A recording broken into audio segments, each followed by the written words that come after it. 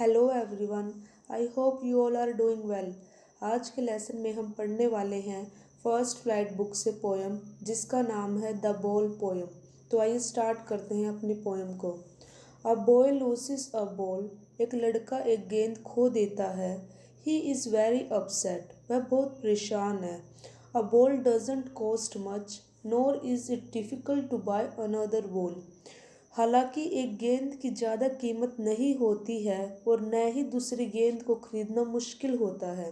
Y then is the boy so upset, लेकिन फिर भी जो लड़का है वो इतना परेशान क्यों है। Read the poem to see what the poet thinks has been lost and what the boy has to learn from the experience of losing something. यह देखने के लिए कविता पढ़े कि कवि क्या सोचता है खो गया है और लड़के को कुछ खोने के अनुभव से क्या सीखना है। तो आइए स्टार्ट करते हैं। What is the boy now who has lost his ball. अब उस लड़के को क्या हो गया है जिसकी गेंद खो गई है। What is he to do? I saw it go merrily bouncing down the street and then merrily over there is it in the water. तो what is he to do? अब वह क्या करने वाला है। जो कवि हैं, कवि कहते हैं आई saw it go, I means कवि जो पोएट है। I saw it go merrily bouncing down the street and then merrily over there is it in the water. कवि कहता है कि उसने गेंद को खुशी से उछलते हुए और गली में जाते हुए देखा। बाद में गेंद खुशी से उछलती हुई पानी में चली गई। Merrily over there is it in the water, बाद में वो उछलती हुई खुशी से पानी में चली गई। नो यूज टू से oh there are other balls, यह कहने से कोई फ़ायदा नहीं है कि और दूसरी गेंदें हैं, मतलब वह और नई गेंद खरीद सकता है, ऐसा कहने का कोई फ़ायदा नहीं है। An ultimate shaking Greaves fixes the boy as he stands rigid, trembling, staring down all his young days into the harbor where his ball went. तो एक परेशान कर देने वाला दुख उस लड़के को उस समय कठोर कर देता है और वह कठोरता से कांपते हुए अपने जो बचपन के दिनों को याद करता हुआ उस harbour, all his young days into the harbor where his ball went, तो वो अपने बचपन के दिनों को याद करते हुए कठोरता से कांपते हुए अपने जो बचपन को दिन को याद करता हुआ उस बंदरगाह उस हार्बर को घूरते हुए खड़ा होता है जहाँ पर उसकी गेंद चली गई थी। I would not intrude on him, कवि कहता है कि वह लड़के के इस जीवन में अवांछित प्रवेश नहीं करेगा।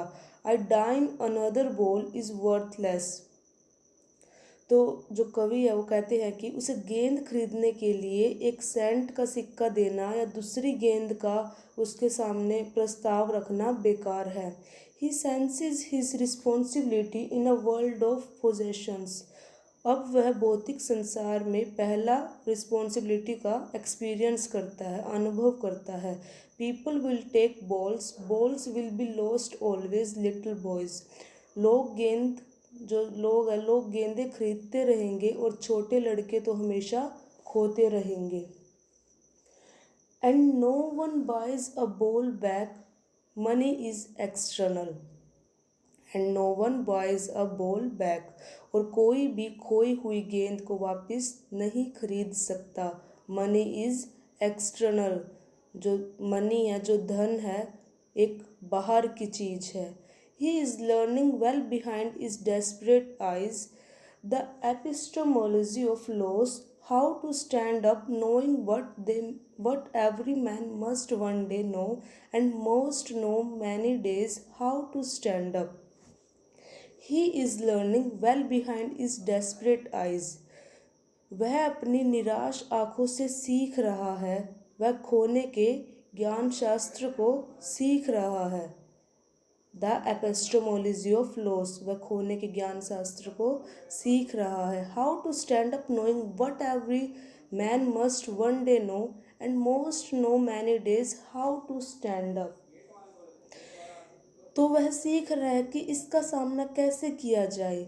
वह सीख रहा है कि उस स्थिति का सामना, उस सिचुएशन का सामना किस तरह किया जाए जो हर व्यक्ति के सामने एक ना एक दिन आनी ही है, और लोग उस सिचुएशन का सामना करना सीखने में बहुत दिन लगा देते हैं। तो ये थी हमारी पोयम जो मैंने लाइन टू लाइन एक्सप्लेन किया है। तो हमें इस पोएम से क्या सीखने को मिलता है, जो पोएट है वो हमें क्या सिखाना चाहते हैं इस पोएम से। तो इस पोएम के द्वारा कवि ने अपनों को खोने के बाद के एक्सपीरियंस का लेसन बताया है। कवि खो जाने का ज्ञान सिखा रहा है यहाँ पर। यह कविता बहुत ही नॉलेजेबल है क्योंकि यह हमें किसी अपने को खोने के बाद की सिचुएशन से कैसे निपटना है वो सिखाती है। तो कवि है जो इसमें यही बता रहे हैं कि बच्चे को यह सीखना होगा कि नुकसान, जो लॉस है, जो नुकसान है वो जीवन का एक हिस्सा है, और फिर भी जीवन चलता रहता है। तो अगर कोई जीवन में नुकसान हो जाए तो उससे हमारा जीवन नहीं रुकता है। तो जो कवि हैं इसमें यही बताना चाह रहे हैं कि अगर हमारे जीवन में कोई नुकसान आता है तो हमें उस सिचुएशन से कैसे निपटना है, और जो नुकसान तो जीवन का एक हिस्सा है और फिर भी जीवन चलता ही रहता है, वो किसी के उससे रुकता नहीं है। तो आई hope you like this video.